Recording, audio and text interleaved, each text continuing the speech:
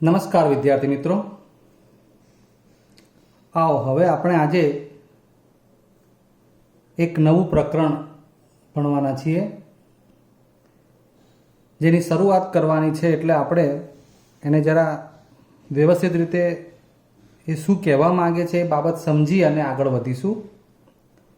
અહીં મેં તમને આલેખ દોરેલા બતાવ્યા છે.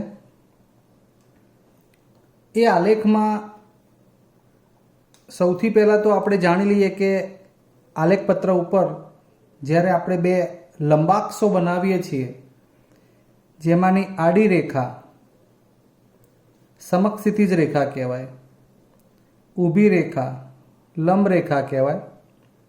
બંને પરસ્પર કાટખૂણે છેદતી હોય, જે લંબ હોય એટલે લંબ અક્ષો એટલે લંબાક્ષો એવું ભેગું નામ આપીએ છીએ. આ લંબાક્ષોમાંથી આપણે વાય અક્ષથી કોઈ બિંદુનું અંતર હોય એટલે આ વાય અક્ષ, એથી આ બાજુ કે આ બાજુ વાય અક્ષથી જે અંતર થતું હોય એને એક્સ યામ અથવા કોટી એવું કહીએ છીએ. અને એક્સ અક્ષથી ઉપર કે નીચે એટલે કે વાય અક્ષ તરફ, બરાબર છે, એક્સ અક્ષથી કોઈ બિંદુના અંતર કે જેને વાયામ અથવા ભુજ કહેવાય છે. કોઈ પણ બિંદુ હોય તો એના યામ જે છે ને એ આપણે એક્સ અક્ષ ઉપરના યામ દર્શાવવા હોય ને તો એને x0થી દર્શાવીએ. વાય અક્ષ ઉપરનું બિંદુ હોય એને દર્શાવવું હોય તો 0y થી દર્શાવીએ છીએ. આટલી આપણને ખબર હોવી જોઈએ. દાખલા તરીકે અહીંયા 3 છે એને દર્શાવવા હોય તો આગળ 3 લખીએ પછી 0 લખીએ છીએ, બરાબર છે. અહીંયા આપણે 2 ને દર્શાવવું હોય તો આગળ 0 અને પછી 2, એટલે અહીં વાયામ તરીકે જે સંખ્યા આવે પાછળ આવે, આગળ 0 એટલે એક્સ યામ, એક્સ અક્ષ ઉપરનું આ બિંદુ અહીં 0 આપે. એવી રીતે અહીં વાય અક્ષ ઉપર જુઓ તો ત્યાંથી એનો એક્સ યામ તો કે 3 છે અને એનો વાય યામ તો વાય અક્ષ પરનું બિંદુ 0 મળે. એટલે એક્સ અક્ષ પરનું બિંદુ x0થી અને વાય અક્ષ પરનું બિંદુ 0y થી આપણે દર્શાવતા શીખ્યા છીએ. હવે બીજી એક વાત કરવી છે. આ 2x - y + 3 = 0 એ દ્વિચલ સુરેખ સમીકરણ છે. ax + by + c = 0 એ એનું પ્રમાણિત સ્વરૂપ છે અને આ એનો આલેખ છે. બીજી વાત, અહીં પણ આ ax² + bx + c પ્રકારની કોઈ રકમમાંથી એનો આલેખ બનાવેલો છે. આ પણ માનો કે આ જે આલેખ છે x3 - 4x કે એવી કોઈ રકમનો આલેખ છે. તો આ આલેખો પરવલય છે, આ સુરેખ છે. આમ તો ax + by + c = 0, ax² + bx + c આ બધા જે સ્વરૂપ છે એ બીજ ગણિત છે. ખ્યાલ આવે તમને? આ બીજ ગણિતની જે બાબત હતી, જેમ કે આલેખ હોય તો આપણે એનો ઉકેલ શોધતા શીખ્યા હોય, એ બધી વાત આપણને બીજ ગણિતની રીતે તો ઉકેલી છે, પણ એને આલેખથી સમજ્યા છીએ. આ એક એવી ભૂમિતિમાં આપણે એને સમજણથી આગળ વધી શકીએ છીએ અને બંને વસ્તુ કે જેમાં બીજગણિતની રીતે પણ એનો ઉકેલ સમજી શકીએ છીએ, ભૂમિતિથી પણ. તો એ ચિત્રાત્મક રજૂઆતથી ભૂમિતિમાં આપણે આવી જે બીજગણિત છે એની બાબતોનો એટલે કે બીજગણિતનો ઉપયોગ કરી અને બીજગણિતીય ઉપકરણ તરીકે જે ભૂમિતિનો વિકાસ થાય છે એ ભૂમિતિ જેને નામ આપ્યું છે યામ ભૂમિતિ. તો હવે તમે સમજી ગયા હશો મિત્રો. તમારા પ્રકરણ નંબર 7 કે જેનું નામ છે યામ ભૂમિતિ. ક્લિયર? તો આ યામ ભૂમિતિ વિશેનો અભ્યાસ તમે અત્યારે જુઓ ને તો ભૌતિક શાસ્ત્ર હોય, ઇજનેરી હોય, નૌકાશાસ્ત્ર હોય, ભૂકંપશાસ્ત્ર હોય, ઇવન કલા જેવા વિવિધ ક્ષેત્રોમાં પણ વ્યાપક રીતે થાય છે. કારણ કે બીજગણિતના ઉકેલો હોય તો એ બધાને આપણે આકૃતિથી અહીંયા સમતલ આલેખના પેજ ઉપર સમજી શકીએ છીએ. ભૂમિતિ સાદી તો એમાં ત્રિકોણ, ચતુષ્કોણ, ચોરસ જે બી આકારો સાથેની વાત હતી એ વર્તુળની બાબતો હોય, એને આ આલેખ ઉપર ભૂમિતિમાં એની અંદરની બાબતો, ક્ષેત્રફળ કે એવી અન્ય બાબતો પણ આપણે આ ભૂમિતિમાં સમજી શકીએ છીએ. એટલે અહીં આપણે આ પ્રકરણમાં, યામ ભૂમિતિના પ્રકરણમાં 2 પ્રકારના ટોપિક ભણવાના છે. એક તો આપણે અંતર શોધતા શીખવાના છે અને ક્ષેત્રફળ અને રેખાખંડ ઉપર કોઈ બિંદુના વિભાજન આધારિત બાબતની ચર્ચા કરવાની છે. હજુ આપણે આમાં આગળ વધીએ તો અહીં મેં તમને આલેખમાં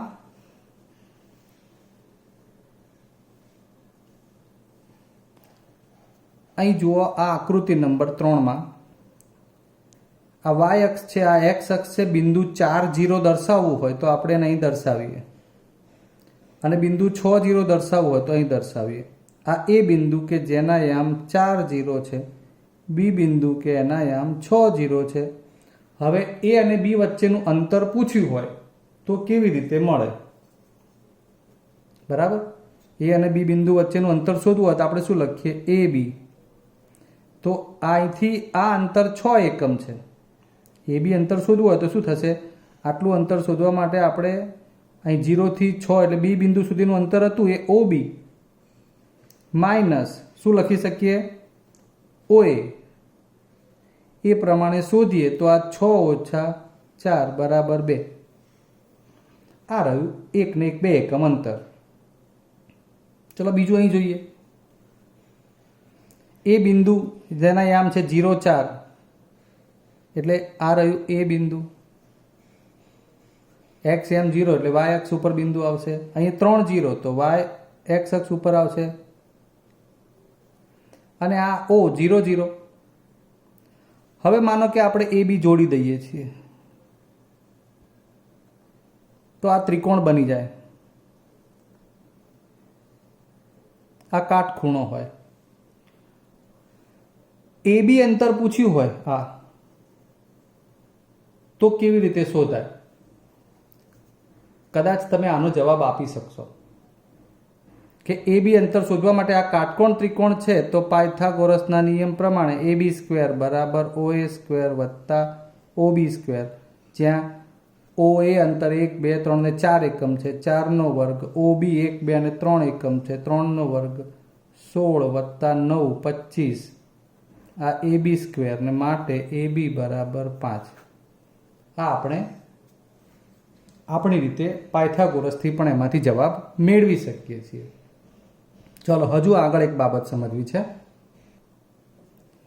ચલો અહીં આપણે બે બિંદુ લીધા છે પી અને ક્યુ, જ્યાં પી ના યામ છે 3 4 એટલે આ એક્સ યામ 3, વાય યામ 4 એટલે અહીંથી આ 3 અને આ 4 બંને ભેગા કરીએ ત્યાં પી 3 અને 4 આ બંને યામ ઉપરથી પી બિંદુ દર્શાવ્યું.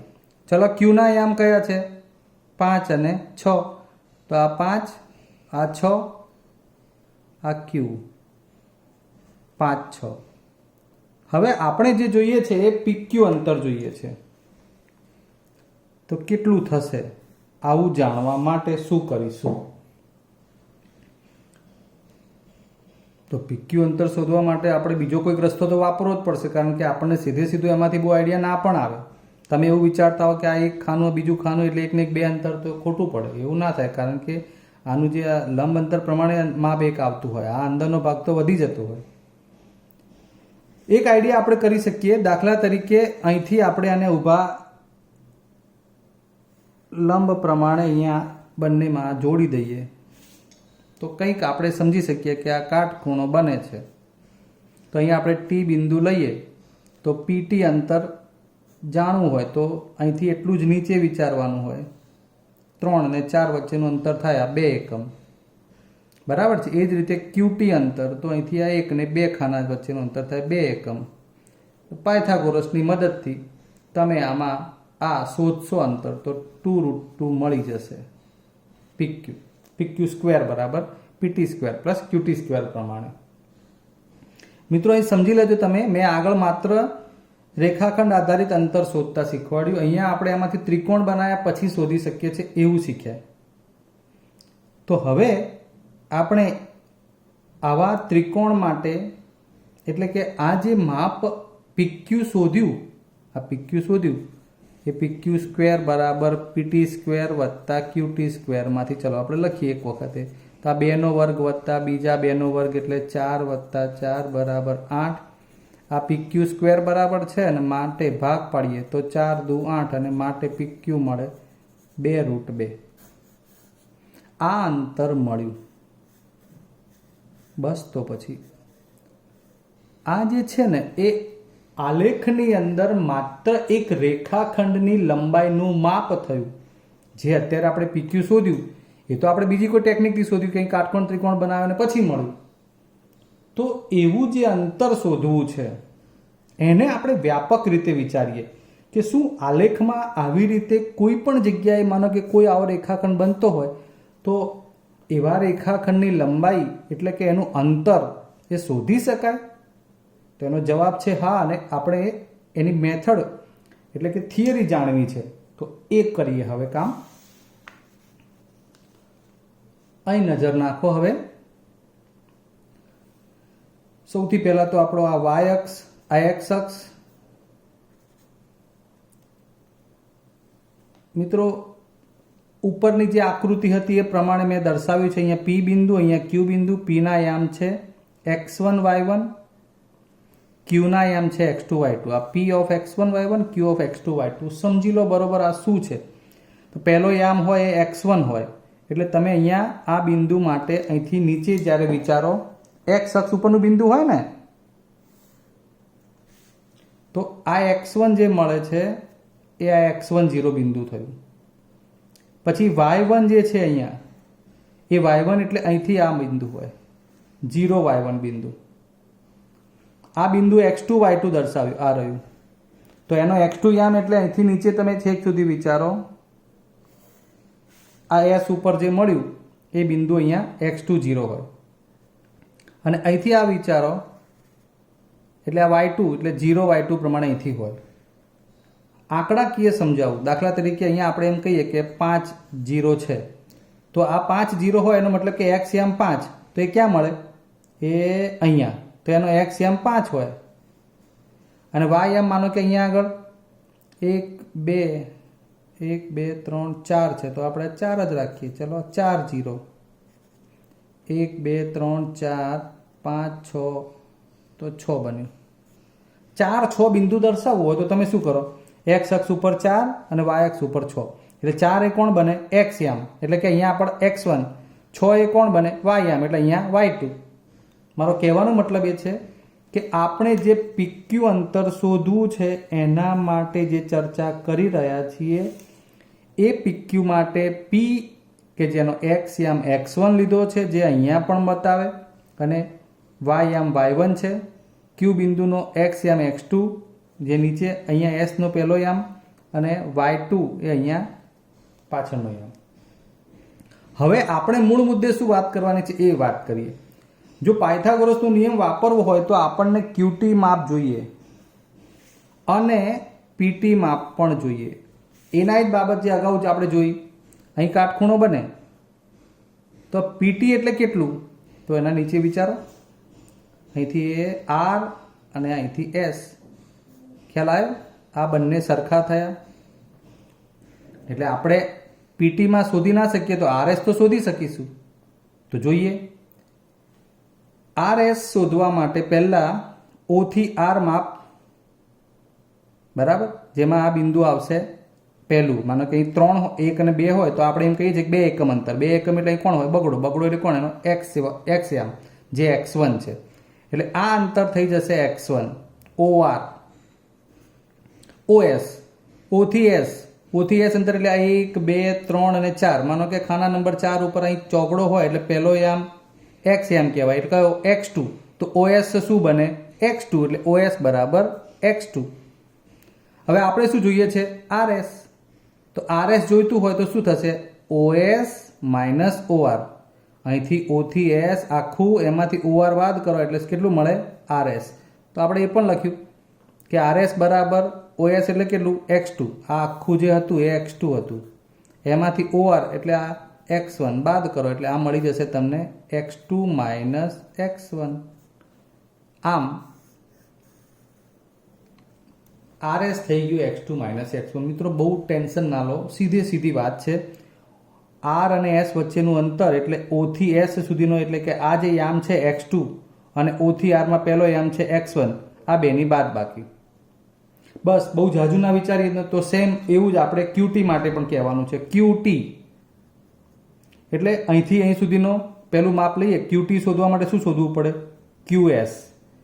QS માઇનસ TS એટલે આ મળી જાય, જે આ બે સરખા હોય. બરાબર છે. અહીંયા PT બરાબર RS તો લખી નાખ્યું આપણે, એટલે આપણને RS મળી ગયું છે. QS બરાબર, તો QS એટલે કોણ? Q થી S માપ કોણ હોય? તો આટલો જે રેખાખંડ છે અહીંથી આટલો એ અહીંયા છે, અને એમાં અહીંથી 0 થી આ અંતર એટલે y2. બરાબર, એટલે અહીંથી આવશે શું? QS બરાબર y2. એવી રીતે અહીંયા PR લેવું હોય તો શું બનવાનું છે? PR અને TS સરખા હશે આ બે, તો આ લખ્યું છે આપણે ST બરાબર PR બરાબર y1 આ y2. હવે QT નું સૂત્ર શું બને? તો QS માઇનસ TS, જ્યાં QS આખું એટલે y2 અને TS એટલે y1. ઓકે, આમ અહીં આ બની ગયું y2 માઇનસ y1 અને આ બની ગયું x2 માઇનસ x1. સમજ્યા વાતને? હવે એ પ્રમાણે આપણે આગળ વાત કરવી છે. તો પાયથાગોરસના નિયમ પ્રમાણે PQ સ્ક્વેર બરાબર PT square plus QT square. આ PT એટલે x2 minus x1 whole square plus QT એટલે y2 minus y1 whole square. બરાબર, હવે બરોબર સમજી લો, આ તો વર્ગ છે. મારે તો PQ, ખાલી PQ જોઈએ છે ને, અંતર સૂત્રમાં PQ જ જોઈએ છે માત્ર, એટલે એનું વર્ગમૂળ કાઢ્યું. તો અહીં એનું સીધું વર્ગમૂળ એવું ના નીકળે મિત્રો, કારણ વચ્ચે વત્તા છે, એટલે આખા પદની ઉપર વર્ગમૂળની નિશાની આવે. એટલે PQ સ્ક્વેરનું વર્ગમૂળ PQ અને આનું વર્ગમૂળ ના નીકળતું હોય ડાયરેક્ટ, એટલે આપણે વર્ગમૂળની નિશાની કરીને લખ્યું. પણ એ થોડો ફેર થઈ ગયો મિત્રો. જોયું તમે, x2 માઇનસ x1 ની જગ્યાએ મેં x1 માઇનસ x2 કર્યું, y2 માઇનસ y1 ની જગ્યાએ y1 માઇનસ y2 કર્યું. કેમ ભાઈ એવું કર્યું? તો મિત્રો હોલ સ્ક્વેર છે. તમે અહીંયા 10 ઓછા 7 કરો તો 3 આવે ને એનો વર્ગ 9 આવે, અથવા 3 ઓછા 7 ઓછા 10 કરો માઇનસ 3 આવે ને એનો વર્ગ આવે. એટલે વર્ગ થાય ને એટલે ધન જ થાય. અને વળી આમે પણ બાબત કઈ છે? આ x2 માઇનસ x1 છે શું? અંતર હંમેશા ધન જ હોય. એટલે આના x2 માઇનસ x1 કરો કે x1 માઇનસ x2 કરો, આ સરખું જ થાય. એ રીતે અહીંયા પણ એવું, y2 માઇનસ y1 કહો કે y1 માઇનસ y2 કહો, અંતર હંમેશા ધન હોય. આમ તો આને માનાંકમાં આમ જ લખાય. માનાંકનો મતલબ કે આ જવાબ હંમેશા ધન જ સ્વીકારાય, એવી વાત હોય.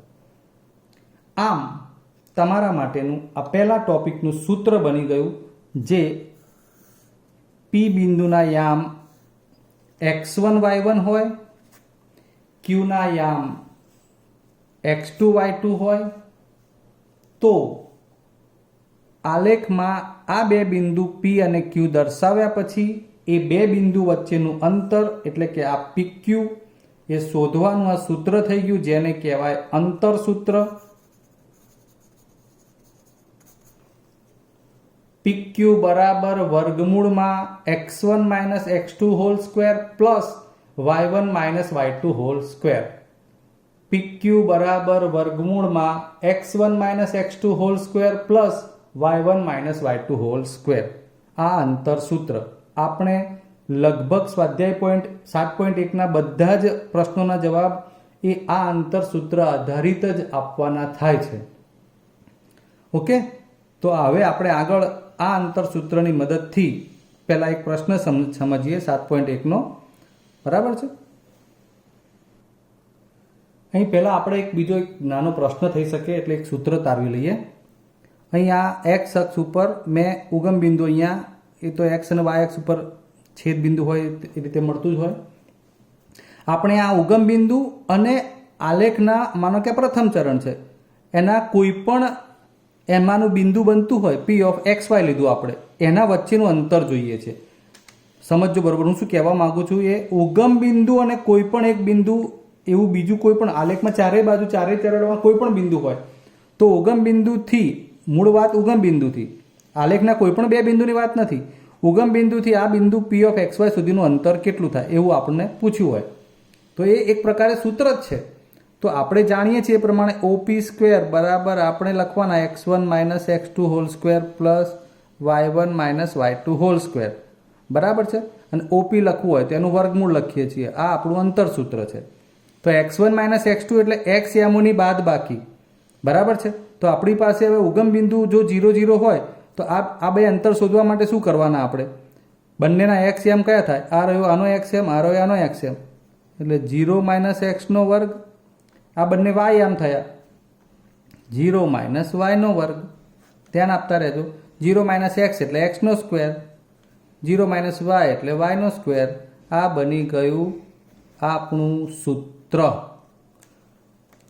ઉગમ બિંદુ O ઓફ 0 0 0 અને કોઈ પણ એક બિંદુ P ઓફ XY વચ્ચેના અંતરનું સૂત્ર OP બરાબર વર્ગમૂળમાં x² પ્લસ y². અહીં x1 minus x2 y1 minus y2 એવું દેખાતું નથી. એનું કારણ છે કે ઉગમ બિંદુના યામ 0 0 હોય એટલે માત્ર એ બિંદુનો x યામ છે એનો જ વર્ગ થાય છે અને એ બિંદુનો y યામ જે y છે એનો જ વર્ગ થાય છે.